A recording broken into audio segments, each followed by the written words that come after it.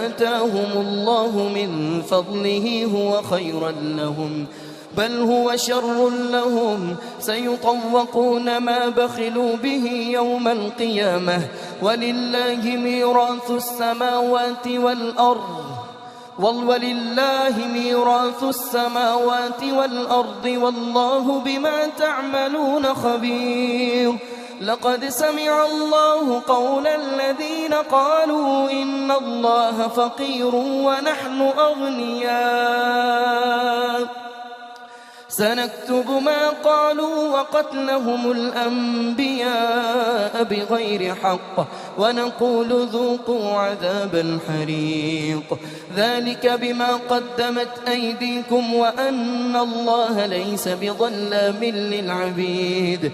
الذين قالوا إن الله عهد إلينا ألا نؤمن لرسول حتى